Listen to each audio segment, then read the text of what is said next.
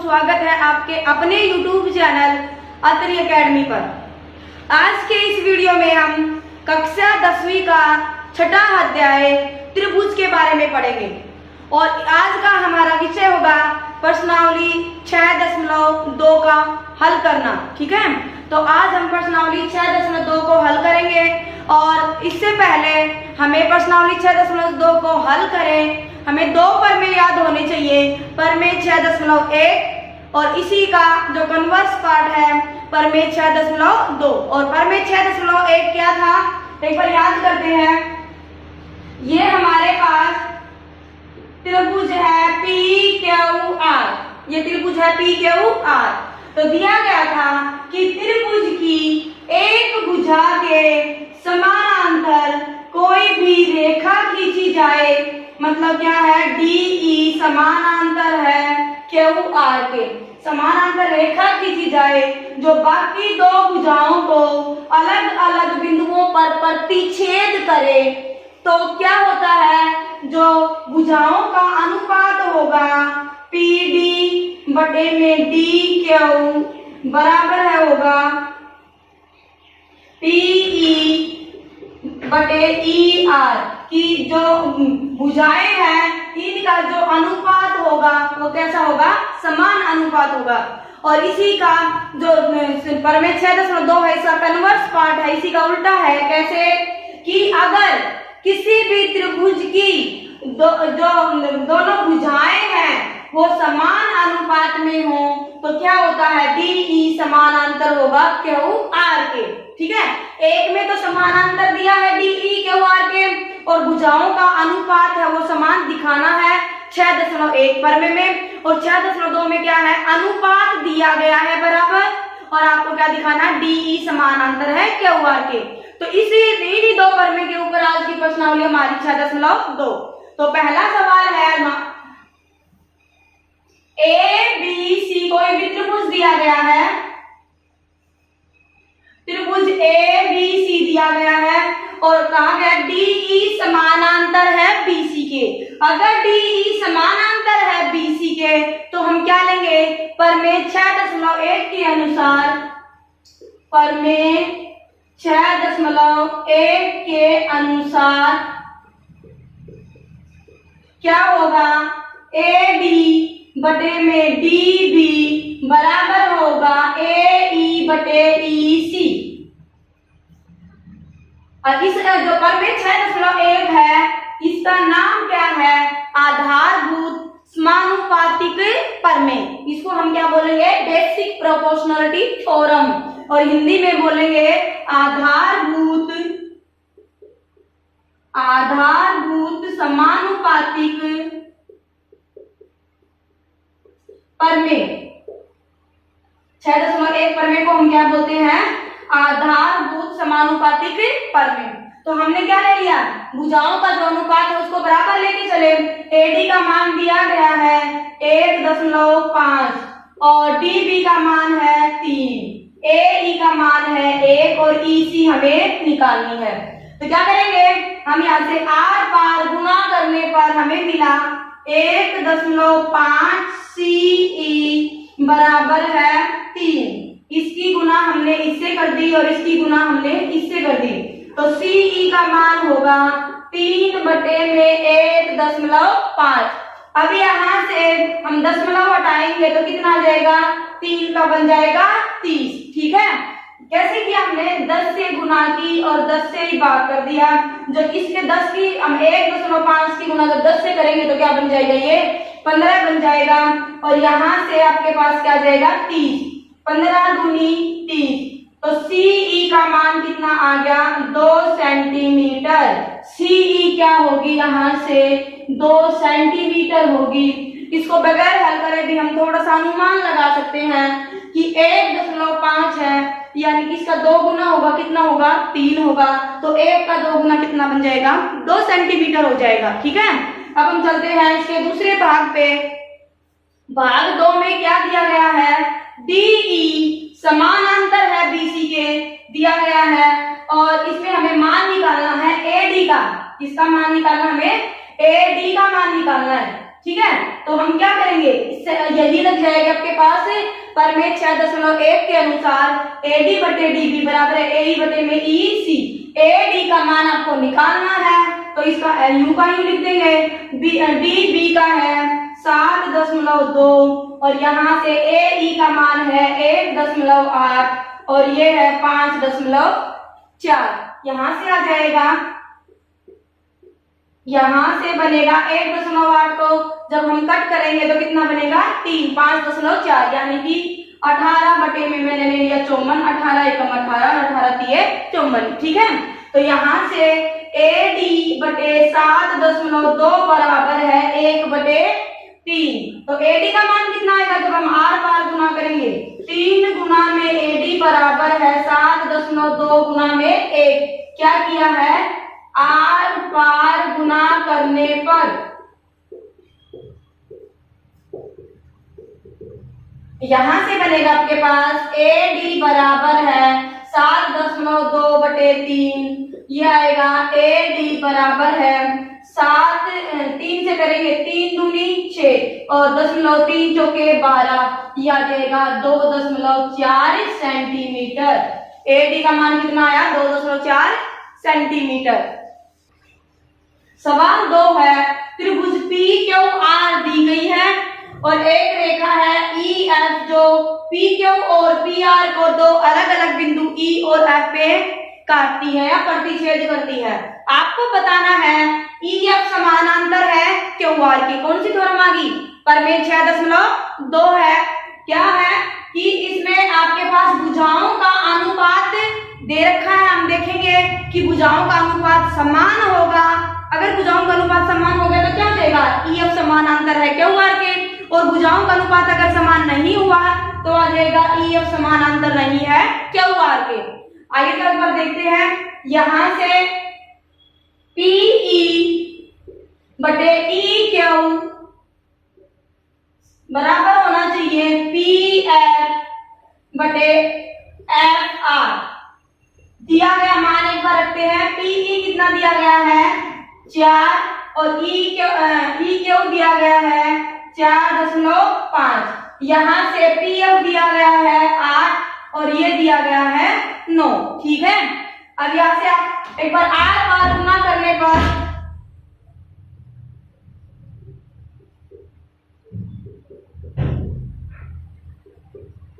जब हम आर पार गुना करेंगे तो क्या होगा, 4 गुना में 9 बराबर है 4.5 गुना में 8। 4 एकम 4 और 4 दूनी 8। यहाँ से 4.5 1 और यहाँ से आ गया 9। 4.5 का अगर हम डबल करेंगे तो कितना होता है 9। ठीक है। तो यह जाएगा 2 बराबर है 2। इसका मतलब क्या हुआ, भुजाओं का अनुपात क्या है, समान है। तो क्या होगा, हाँ इसमें आप क्या लिखोगे, हाँ EF समानांतर है QR के। ठीक है। अब इसका भाग 2 है। भाग 2 में क्या दिया गया है, PQ बड़ी दी गई है, इसके बाद PR दी है, PE और PF। हम क्या करेंगे, PE बटे PQ बराबर होनी चाहिए PF बटे में PR। देखो यहां से हम लिखे क्या, PQ बटे PE बटे EQ, PE बटे EQ। ठीक है। और यहाँ से PF बटे FR। तो अब आप कहेंगे मैडम इसमें तो दिया गया था EQ, ठीक है, और इसमें दिया गया PQ। ठीक है। तो इसमें हम क्या करते हैं, अगर मैं यहां से दोनों तरफ 1 जोड़ दूं तो मुझे क्या मिलेगा, PE बटे EQ जमा 1 PF बटे FR जमा 1। क्या बनेगा, PE जमा EQ बटे EQ और यह देगा PF बटे FR और जमा में जब हम एलसीएम लेंगे तो ये बन जाएगा FR। PE बटे EQ, PE बटे EQ कितना बनेगा, PQ बटे EQ और यहां से बन जाएगा PR बटे FR। ये क्या आ गया आपके पास पी क्यू बटे बड़े वाली के बटे में ई क्यू छोटी और पी आर के बटे में एफ आर। ठीक है, ऐसे भी हो सकता है। और अगर मैं एक बार इसका और बताती हूँ आपको इस साइड, अगर मैं इसी का उल्टा कर दूं, ई क्यू बटे पीई बराबर है एफ आर बटे पी एफ। अब दोनों तरफ एक जोड़ने पर मुझे क्या मिलेगा, ये बन गया ई क्यू बटे पीई, जब बटे में है पीई, इधर आ जाएगा एफ आर बटे पी एफ और ये आ जाएगा पी एफ। तो जब हम करेंगे पीई जमा ई क्यू, पीई जमा ई क्यू क्या बना, पी क्यू बटे पीई बराबर है आ गया पी आर बटे पी एफ। इसका जब हम रेसिप्रोकल लेंगे, उल्टा करेंगे व्युत्क्रम, तो क्या बनेगा पीई बटे, एक बार मैं यहां लिखती हूं, पीई बटे पी क्यू बराबर है पी एफ बटे पी आर। क्या हुआ यहां से देखिए, पीई बटे पी क्यू, ये छोटी बटे में पूरी बड़े वाली और पी एफ बटे में पी आर। ठीक है, इसका मतलब ये हुआ, या तो आप जब अनुपात लेते हैं ना, तो दोनों छोटे वाले टुकड़े पीई और ई क्यू बटे में होना चाहिए पी एफ बटे एफ आर। एक तो ये हो गया। दूसरा, पीई के बटे में पी क्यू लेंगे तो इधर से पी एफ के बटे में पी आर करना चाहिए, मैंने ये दिखाया यहाँ पे। तीसरा क्या है, ई क्यू के बटे में पी क्यू, यानी ये नीचे वाला भाग छोटा और बटे में पूरा बड़ा, तो इधर से एफ आर बटे में पी आर। ये तीन जो अनुपात है, तीनों अनुपात क्या होने चाहिए, बराबर होने चाहिए। अगर इनमें से कोई भी एक अनुपात बराबर है तो तीनों अपने आप ही बराबर हो जाते हैं। ठीक है, तो इसमें ये नहीं कि यही होगा पीई बटे ई क्यू ही हो, नहीं, पीई बटे पी क्यू भी हो सकता है। ठीक है, यहां से तो हमारे पास इस सवाल में क्या दिया गया है, पीई बटे पी क्यू बराबर है पी एफ बटे में पी आर। एक बार मैं इसके मान लिख लेती हूँ। पीई का मान है 0.18, यहाँ से पी क्यू का मान है 1.28 सेंटीमीटर, पी एफ है 0.36 सेंटीमीटर और पी आर है 2.56 सेंटीमीटर।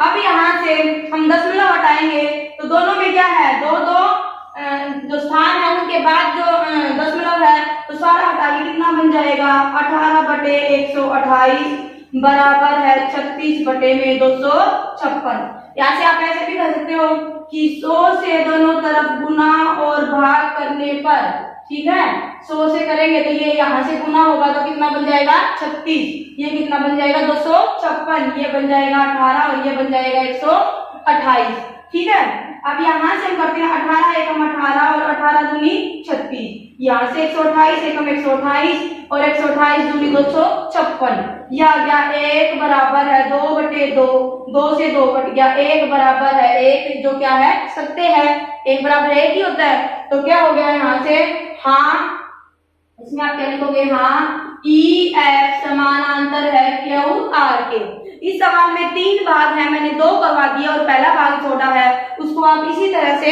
हल कर लेना। ठीक है, अब हम करते हैं अगला सवाल। सवाल 3 है, इसमें आकृति दी गई है। ठीक है, यहां से क्या दिया गया है कि एल एम समानांतर है सी बी के।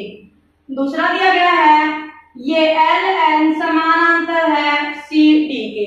अगर ये समानांतर है, ये हमने त्रिभुज ए बी सी में, और एल एम समानांतर आ जाए सी बी के, तो क्या हो गया, प्रमेय 6.1 आधारभूत समानुपातिक प्रमेय के अनुसार क्या बन जाएगा, यहाँ से ए एम बटे एम बी बराबर है ए एल बटे एल सी। ठीक है, ये बनेगा आपके पास त्रिभुज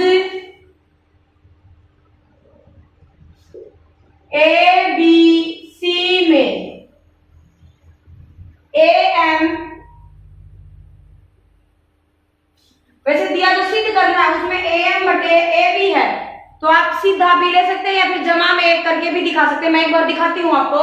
ए एम बटे में एम बी बराबर है, बनेगा आपके पास ए एल बटे एल सी। ठीक है। इसका आप क्या करोगे, रेसिप्रोकल ले लो, क्या बनेगा, एम बी बटे ए एम बराबर है आ जाएगा एल सी बटे ए एल।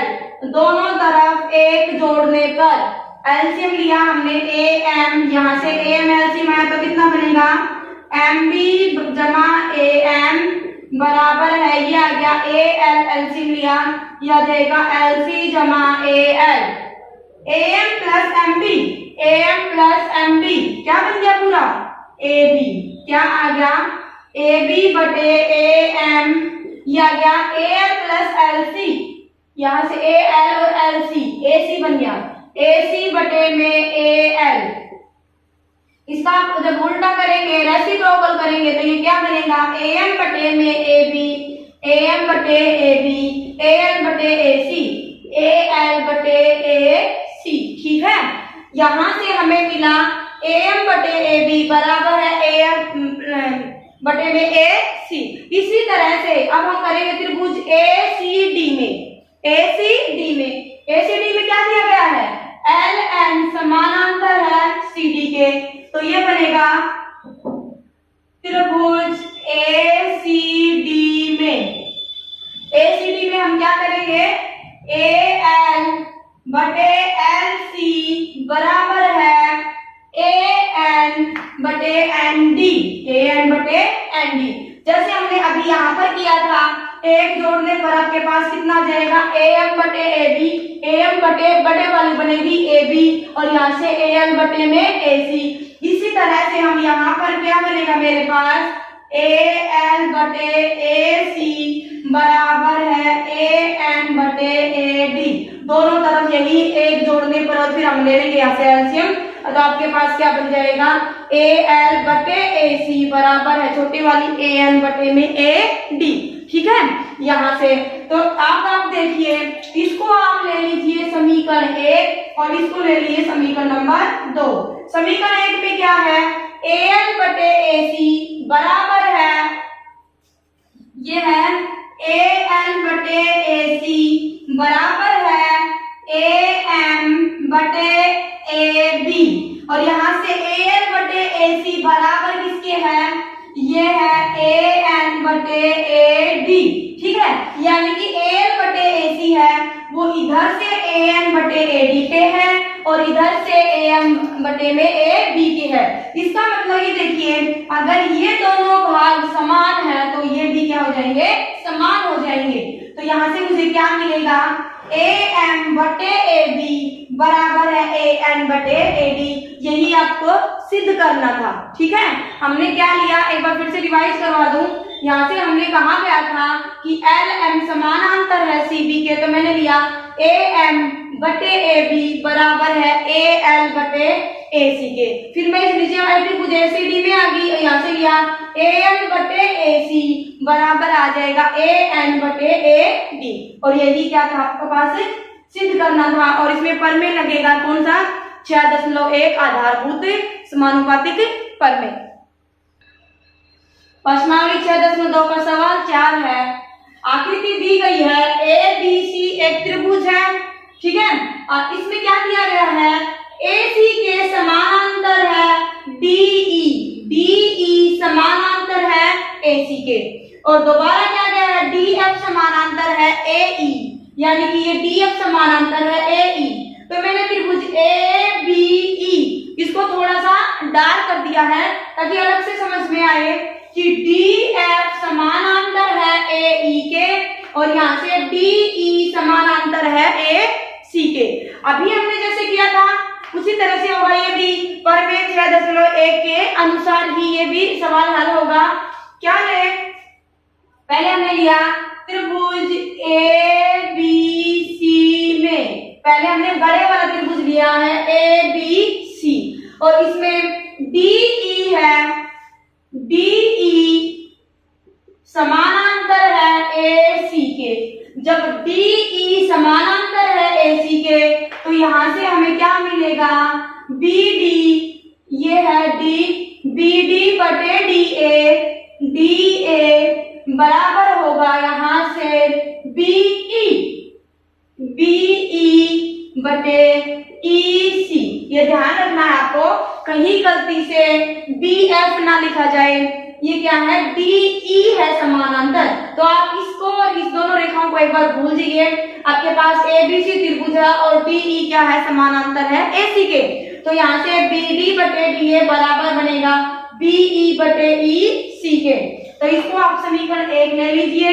दोबारा हम लेंगे, यह आ जाएगा 1 भाग, और भाग 2 में क्या लेंगे, त्रिभुज लेनी है हमें ABE। अब की बार कौन सी लेनी है,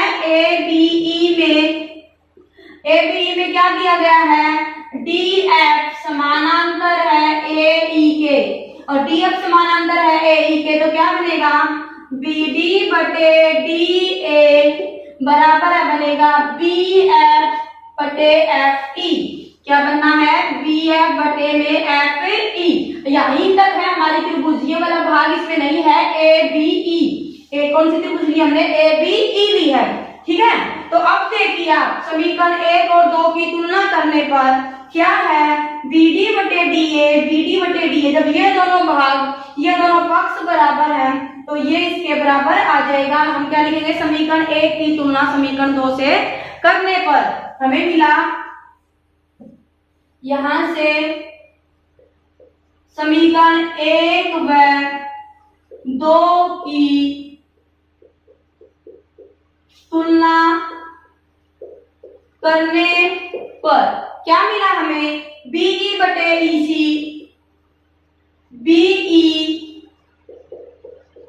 BE बटे EC बराबर है आ जाएगा आपके पास BF बटे FE, BF बटे में FE। इस प्रकार से सिद्ध होता है। क्या सिद्ध करना था कि BF बटे BF बटे EF बराबर है BE बटे EC, और यहां से हमने सिद्ध कर दिया। तो इस तरह से हमारे पास जो ये सवाल है, इनमें आपके पास पर में क्या यूज हो रहा है, पर में 6.1। सवाल 5 है, त्रिभुज PQR दिया गया है। यहां पर एक बिंदु D लिया, D को यहां से E से मिलाया, D को F से मिलाया, ठीक है। और दिया गया है DE समानांतर है OQ, यानी कि ये DE और यहां से OQ के समानांतर है। तो अगर मैं ले लूं त्रिभुज OPQ, त्रिभुज क्या ली मैंने, फिर से ध्यान से देखिए, OPQ त्रिभुज ली, इसमें DE समानांतर है OQ के। तो हमने क्या लिया, त्रिभुज, पहले त्रिभुज OPQ में यहां से DE समानांतर है OQ के। तो क्या बनेगा, PD बटे DO, PD बटे में DO बराबर है PE बटे EQ। पर में 6.1 के अनुसार क्या लिया हमने, पर में 6.1 के अनुसार लिया। क्या लिया, PD बटे DO बराबर है PE बटे EQ। अब दोबारा मैंने कौन सी त्रिभुज लिया है, त्रिभुज OPR में यहां से PF समानांतर है OR के, यहां से क्या है DF समानांतर है OR के। तो मैं लूंगी त्रिभुज OPR में, हमने फिर से पर में 6.1 लगाया, PD बटे में DO बराबर आ जाएगा PF बटे में FR। ये आ गया समीकरण 2, ठीक है। अब इनमें मैंने कुछ भी नया नहीं किया, जो पीछे वाले सवाल है उन्हीं की तरह चल रहा है। इसमें अब हम क्या करेंगे, समीकरण 1 और समीकरण 2 की तुलना करके देखते हैं हमें क्या मिलेगा। क्या है, PD बटे DO और यहां से भी PD बटे DO दोनों बराबर हैं, तो मेरे पास क्या आ जाएगा, PE बटे EQ। मुझे क्या मिला, समीकरण 1 व 2 की तुलना करने पर क्या है, PE बटे EQ बराबर है आ गया पी एफ बटे एफ आर, पीई बटे ई क्यू, पीई बटे ई क्यू, पी एफ बटे एफ आर, पी एफ बटे एफ आर। तो क्या आ गया, पर में 6.2 के अनुसार, अब की बार क्या मिला मुझे भुजाओं के अनुपात बराबर मिल गए। अगर भुजाओं के अनुपात बराबर हैं तो क्या आ जाएगी, रेखा होगी वो क्या होगी, समानांतर होगी। कौन सी रेखा, डीई समानांतर है क्यू आर के। अब त्रिभुज पी क्यू आर में क्या हो गया, ई एफ समानांतर है क्यू आर के। तो यहां से मुझे मिला ई एफ समानांतर है क्यू आर के, और हमें यही सिद्ध करना था कि ई क्यू समानांतर दिखाइए क्यू आर के। ठीक है, तो इसमें मैंने क्या किया, एक बार फिर से रिवाइज करवाती हूँ। डीई समानांतर है ओ क्यू दे रखा था, तो पीडी बटे डीओ बराबर है पीई बटे में ई क्यू के। यहीं से अब क्यू आर समानांतर है डी एफ के दे रखा था, तो पीडी बटे डीओ बराबर आ जाएगा पीएफ बटे में एफ आर। जब दोनों समीकरणों की तुलना करेंगे तो हमें मिलेगा पीई बटे ई क्यू पीएफ बटे में एफ आर के। तो अब त्रिभुज ए पी क्यू आर में चलेंगे तो यहाँ से ई एफ समानांतर क्या जाएगी क्यू आर के, क्या पर में 6.2 के अनुसार। तो इसी के साथ हम इस वीडियो को पूरा करते हैं, मतलब ज्यादा लंबा हो जाएगा। अगले वीडियो में इसके जो बाकी 5 सवाल हैं वो लेके आएंगे।